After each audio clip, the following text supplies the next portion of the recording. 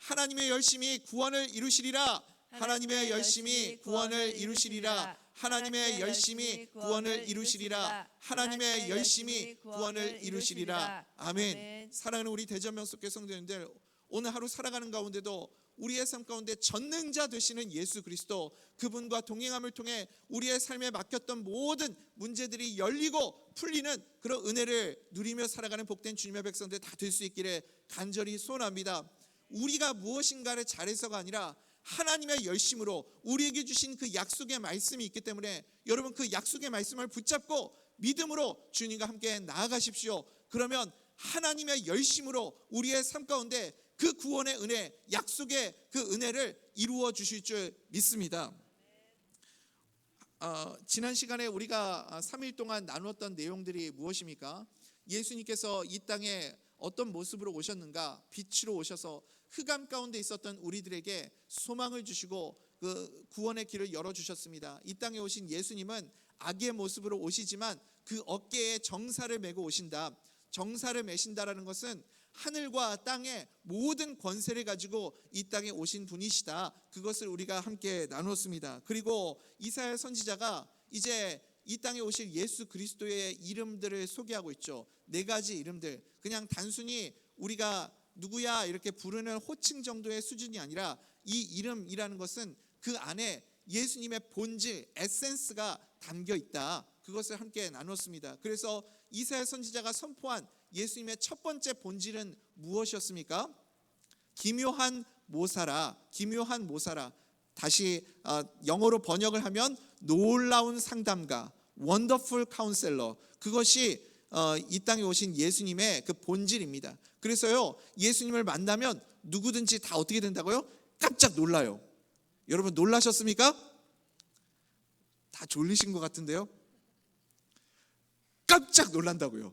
그래서 예수님을 만날 때 우리의 삶 가운데 놀라움이 있습니다. 예수님을 만난 모든 사람들이 성전에서 그 어린 예수님이 말씀을 전하실 때 도대체 저 가르치는 것이 서기관과 같지 않고 어떻게 저렇게 권세가 있는 말씀을 전할 수 있는가? 사람들이 다 기이하게 여기고 놀라지 않았습니까? 병자들을 고치실 때, 귀신을 떠나보내실 때, 예수님께서 말씀을 증거하실 때 모든 사람들이 깜짝 놀랐습니다. 우리의 삶 가운데도 여러분 이 놀라운 은혜가 늘 넘쳐나는 귀한 인생 되기를 간절히 소원합니다. 또 한 가지, 예수님이 우리 가운데 임하실 때 나타나는 역사가 무엇입니까? 예수님이 그냥 놀라운 뿐만 아니라 놀라운 상담가가 되시니까, 기묘한 모사가 되시니까.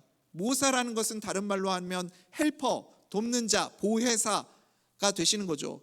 우리가 세상에서 상담하는 것은 그냥 나의 속마음을 풀어놓고 들어주는 것 정도이지만 주님은 놀라운 상담가가 되셔서 그래서 우리의 삶에 우리의 생각을 뛰어넘어 하나님의 최고의 응답을 주시는 하나님이심을 여러분 믿으시기 바랍니다. 그래서 모세가 계산하고 이거 하나님 되겠습니까? 하나님 이거 아무리 생각해도 이거 말이 안 되는 건데요. 그런데 하나님이 말씀하시잖아요. 너는 왜 나를 이렇게 뜨문뜨문 보니? 내 손이 짧으냐? 너가 볼 때 내가 그렇게 짧아 보이냐? 내 손이 작아 보이냐? 하나님께서 말씀하시면서 원망과 불평 가지고 있는 이스라엘 백성들에게 그냥 시커멓게 구름대같이 메추라기를 보내주셔서 냄새가 나서 더 이상은 질릴 정도로 하나님이 그렇게 고기를 먹여주시는 기적을 보여주시지 않습니까? 이것이 하나님의 응답의 역사이시고 놀라운 상담가 되시는 예수 그리스도가 우리 안에 계실 때 나타나는 은혜의 역사인 줄 믿으시기 바랍니다. 그래서 이것이 예수님의 본질, 놀라운 상담가, 기묘한 모사다. 이 내용을 우리가 지난 시간에 함께 나눴습니다. 오늘 이사야 선지자가 전하는 두 번째 예수님의 본질, 그것이 무엇입니까? 예수님의 이름, 전능한 하나님이시라, 전능하신 하나님이시라라고 설명을 합니다. 많은 분들이요 착각하는 것들이 있습니다. 많은 분들은 아니지만 종종 이런 착각을 하시는 분들이 있어요. 예수님은 하나님과 나를 연결하는 중재자이시다, 중재자 정도의 역할만 하시는 분이시다, 이렇게 착각하시는 분들이 있습니다. 그러니까 이런 거예요. 우리가 예수님의 이름으로 기도하면 우리의 기도를 예수님께서 하나님께 전달해 드리고 그 다음에 기도 응답과 능력을 주시는 분은 누구라고 생각하냐면 하늘에 계신 아버지, 성부 하나님께서 능력을 주신다고 생각을 하는 거죠. 그래서 진짜 능력은 누구에게 있다고 착각하는 거예요? 예수님이 아니라 성부 하나님께 있다, 이렇게 생각을 하는 겁니다. 예수님은 그저 우리의 기도와 우리의 필요를 하나님께 전달해주는 중간 역할 정도로만 그렇게 생각하는 거죠. 그런데 여러분, 오늘 이사야 선지자가 증거하는 예수 그리스도, 이 땅에 오실 메시아, 그 주님은 어떤 분이라고 설명하고 있습니까? 전능하신 하나님이시라. 믿으십니까? 전능하신 하나님이신데, 그 하나님이, 이건 정말 충격적인 사건일 수밖에 없습니다. 이사야 7장에서, 우리가 9장에서도 지금 말씀을 나누고 있지만, 이사야 7장에서도 우리가 한 아기가, 처녀가 잉태하여 한 아기를 낳을 것이다 설명하고 있지 않습니까? 그 이름을 임마누엘이라 하리라 우리가 함께 나누었는데, 임마누엘 되시는 하나님께서 이 땅에 오신다라는 것은 그 전능하신 하나님이 이제 우리 곁에 오셨다라는 뜻입니다. 믿으십니까? 전능하신 하나님이 하늘에만 계시는 것이 아니라 우리 곁으로 오셨다라는 것을 지금 이사야 선지자가 선포하고 있는 거예요. 예수님께 무엇이 있냐면, 하나님 아버지가 가지고 계시는 모든 권능과 권세와 능력이 다 있음을 여러분 믿으시기 바랍니다. 그 전능하신 하나님이신 예수님이 내 안에 오셨습니다. 아멘을 여러분 이럴 땐 크게 하셔도 됩니다. 전능하신 하나님이 내 안에 오셨습니다. 아멘. 이제는 예수의 능력으로 살아가는 인생이 되라. 너는 너의 힘과 너의 능력으로 살아가는 존재가 아니라 이제는 예수의 능력으로 살아가는 존재가 되라 라고 우리에게 찾아오신 거죠. 우리가 그래서 그 이름을 붙들기만 하면 예수의 이름으로 우리의 질병은 치유되고, 믿으십니까? 예수의 이름으로 악한 영은 떠나가고, 예수의 이름을 선포하면 그곳에 기적의 역사와 회복과 생명의 은혜가 넘쳐나게 될 줄 믿습니다. 전능하신 하나님을 영어로는 어떻게 번역하냐면 Almighty God, Almighty God. 이것은 직역하면 어떤 뜻이냐면 불가능이 없으신 하나님, 이렇게 번역할 수 있습니다. 이 땅에 오시는 구원자 예수님을 설명하면서 이사야 선지자는 그 하나님이, 그 예수님이 어떤 분이시냐? 불가능이 없으신 분이시다.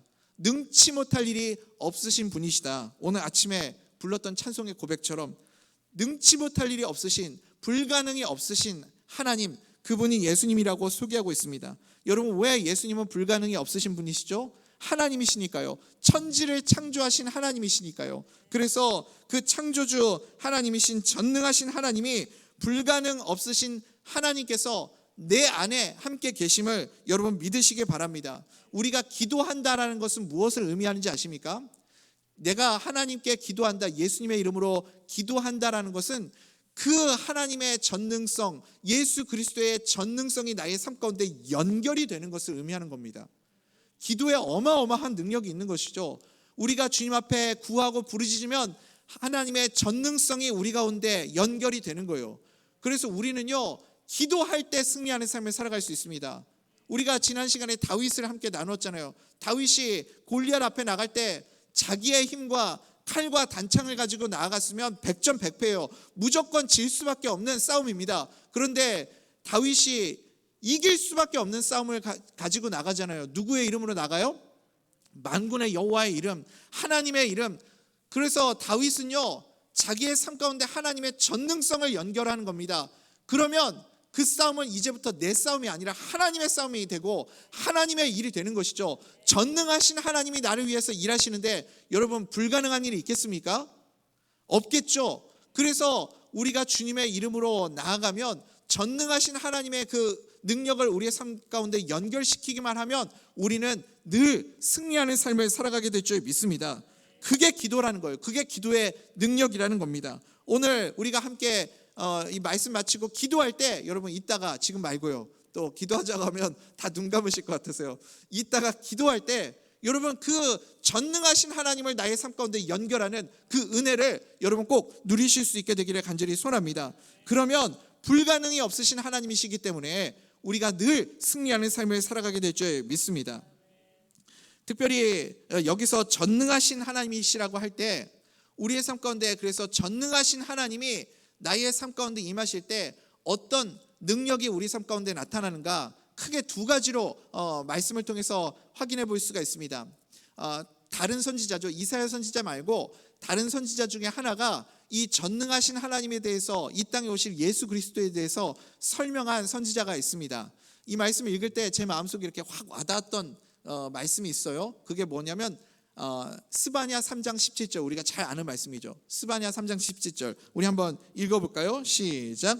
너의 하나님 여호와가 너희 가운데 계시니 그는 구원을 베푸실 전능자이시라. 그가 너로 말미암아 기쁨을 이기지 못하시며 너를 잠잠히 사랑하시며 너로 말미암아 즐거이 부르며 기뻐하시리라 하리라. 아멘. 아멘. 이 스바냐 3장 17절 말씀 우리가 참 좋아하고 잘 아는 말씀인데요. 이 말씀은 1차적으로는 맞아요. 이스라엘 백성들, 포로로 끌려간 이스라엘 백성들의 회복에 대한 말씀입니다. 이제 이스라엘 백성들이 다시 회복하고 돌아오고 하나님께서 다시 그들을 회복시켜 주실 것에 대한 말씀입니다. 그러나 궁극적으로는 이 말씀은 메시아 예언입니다. 그래서 이 땅에 오셔서 우리를 구원하실 전능자이신 그 메시아 예수 그리스도가 어떤 분이신가? 그는 구원을 베푸실 어떤 분이라고요? 전능자이시라.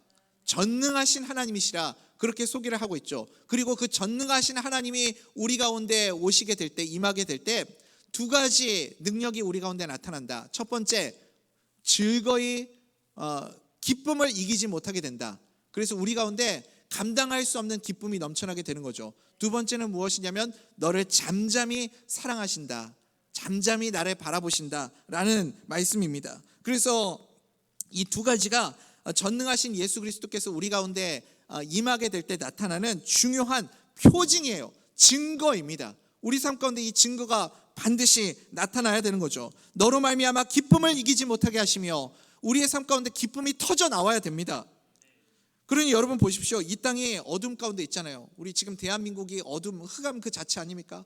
혼돈과 흑암, 질서가 무너지고, 여러분 이런 어둠 가운데 있는데 예수님을 알지 못하면요, 원초적인 기쁨이 무엇인지를 세상은 알 수가 없습니다. 진정한 행복이 무엇인지, 진정한 기쁨이 무엇인지 세상은 알지 못해요. 세상 모든 사람들이 기쁨을 원하고 행복을 원해요. 그래서 아둥바둥 거리면서 그 행복을 찾기 위해 열심히 최선을 다해서 살아가지 않습니까? 그런데 그러면 그럴수록 이렇게 내가 열심히 살아가면 행복해지겠지, 돈을 많이 모으면 행복해지겠지, 행복을 쫓아서 많은 사람들이 살아가는데 거기에 행복이 없으니까 좌절하고 낙심하고 실망하는 것 아닙니까? 오히려 세상은 더 어두워져 가고 더 많은 가정들이 깨지고 있고 더 많은 범죄율이 올라가고 젊은이들은 더 이상 갈피를 잡지 못하고 방황하고 자살률이 올라가고, 이런 모습들이 지금 우리가 살아가고 있는 이 땅 가운데 나타나는 모습들입니다. 그것을 통해서 우리가 무엇을 확인할 수 있냐면, 세상에는 진정한 기쁨이 없구나. 세상 사람들은 원초적인 근본적인 기쁨과 행복이 무엇인지를 모르는구나. 그것을 우리가 확인할 수 있어야 되겠죠. 그러면 반대로 사랑하는 우리 대전명석교 성도님들, 제가 우리 성도님들께 감히 묻겠습니다. 여러분들은 삶이 기쁘십니까? 행복하십니까? 자신이 없으세요? 우리에게 주님이 이 땅에 오신 이유가 무엇입니까? 예수님이 이 땅에 오신 이유는 우리에게 진정한 기쁨이 무엇인지를 알려주시기 위해서, 아니, 그분이 내 삶의 진정한 기쁨 그 자체가 되어주시기 위해서 이 땅에 오셨음을 여러분 믿으시기 바랍니다. 우리 안에 예수 그리스도께서 찾아오실 때, 임하실 때 여러분 세상이 알 수 없는, 감당할 수 없는 기쁨이 우리 가운데 찾아오게 되는 겁니다. 사도행전 8장 보십시오. 빌립이 사마리아 성에 복음을 전할 때 그 성에 무엇이 나타났다고 했습니까? 큰 기쁨이 임하였다. 그곳에 예수 그리스도가 증거되고 전파될 때 그 도성에 큰 기쁨이 나타나는 것을 보게 됩니다. 예수님이 증거되는 곳마다 기쁨이 충만하게 넘쳐나게 됩니다. 사도행전 13장 52절에 보니까요, 바울과 바나바가 비시디아 안디옥에서 복음 전도하다가 쫓겨나게 되는 말씀이 있습니다. 여러분, 전도하다가 실패했어요. 쫓겨났어요. 그러면 당연히 어떤 모습들이 나타나야 됩니까? 실망하고 낙심하고 좌절하고, 이런 게 정상 아닙니까? 그런데 그 상황에서도 예수가 그들 안에 있으니까 기쁨이 충만했다. 그 고백을 하고 있는 모습을 보게 됩니다. 그러니 여러분, 이것이야말로 예수 그리스도가 내 안에 있는 분명한 증거가 아니겠습니까? 내 안에 그 전능자이신 예수 그리스도께서 나를 위하여 이 땅에 사람의 몸을 입으시고 이 땅에 오셨습니다. 왜요? 나에게 진정한 기쁨이 무엇인지를 가르쳐 주시기 위해서, 기쁨의 근원이 되어 주시기 위해서 이 땅에 찾아오셨음을, 나에게 오셨음을 여러분 믿으시기 바랍니다. 그래서 기쁨은요, 우리가 예수님을 제대로 믿고 살아가고 있는지 아닌지를 분명하게 나타내는 표징이 되는 겁니다. 만약에 예수님을 내가 믿는다라고 말하면서도 여전히 내 삶에 짜증이 있고 기쁨이 없고 화가 가득 차 있고, 그렇다면 여러분, 이게 내가 예수 믿는 사람의 증거가 아닐 수 있잖아요. C.S. 루이스가 쓴 천국과 지옥의 이혼이라는 책에서 이런 내용이 있습니다. 그 천국문을 지키는 수의가 있는데, 수의가 천국에 오는 모든 사람에게 반드시 이 질문을 한다는 거예요. 이건 성경에 없는 내용이니까 여러분 진지하게 듣지 마시고 그냥 소설이라고 생각하고 들으시면 돼요. 너무 심각하게 듣지 마십시오. 천국문을 지키는 수의가 있는데, 이 수의가 천국에 오는 사람들에게 딱 한 가지 질문을 한다는 거예요. 그게 뭐냐면, 당신은 예수 그리스도를 알게 되므로 참을 수 없는 기쁨을 가지고 있습니까? 여러분, 천국 가실 때 천국에 딱 앞에 가가지고 이 질문을 한다는 거예요. 당신 이 땅에 사는 동안 예수 그리스도 때문에 말할 수 없는 기쁨 가지고 사셨습니까? 그러면 여러분 자신 있게 네 라고 대답하실 수 있으시겠어요? 아유, 죽지 못해 살았지 내가 진짜 말로를 못해요. 야곱보다 내가 더 험악한 인생을 살았습니다. 여러분, 그러시면서 천국 가시면 안 되겠죠?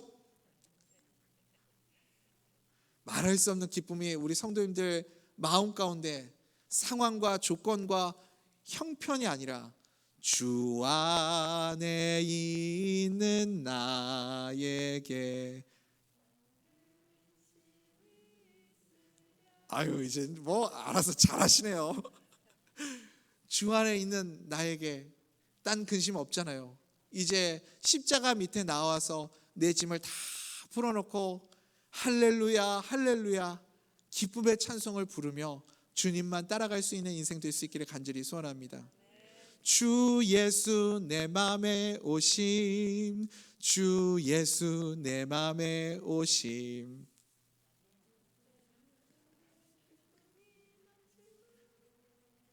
주 예수 내 맘에 오심. 물밀듯 내 맘에 기쁨이 넘치면 그 이유가 뭐라고요? 예수님이 내 맘에 오셨기 때문이라고요. 그 말할 수 없는 기쁨, 세상에 알 수 없는 기쁨, 세상에 우리가 반드시 증거해야만 한 그 기쁨, 우리 성도님들의 삶 가운데 넘쳐나기를 간절히 소원합니다. 여러분, 우리가 물론 예수님 아니어도 기쁠 일들이 있겠죠. 당연히 기쁜 일들이 왜 없겠습니까? 자녀들이 좋은 대학에 합격하기만 해도 기쁘고, 직장에 승진해도 기쁘고, 하다못해 여러분 좋은 영화나 또 좋은 글을 읽기만 해도 우리 마음에 기쁨이 있죠. 또 아름다운 자연을 보고, 또 우리 우즈베키스탄 선교 여행 다녀오신 분들 이렇게 멋진 곳에 여행도 다녀오고 그러면 기쁨이 있지 않습니까? 또 이렇게 새 집으로 이사가고 좋은 집으로 이사가고 새로운 자동차를 사도 기쁨이 있습니다. 그런데 이런 기쁨은 금방 사라지는 기쁨이잖아요. 근본적인 원초적인 기쁨이 아니라고요. 우리가 내 안에 예수님이 계신다는 것을 믿으면서도 내 삶 가운데 그 예수로 인한 기쁨이 없다면요, 여러분 이유는 하나입니다.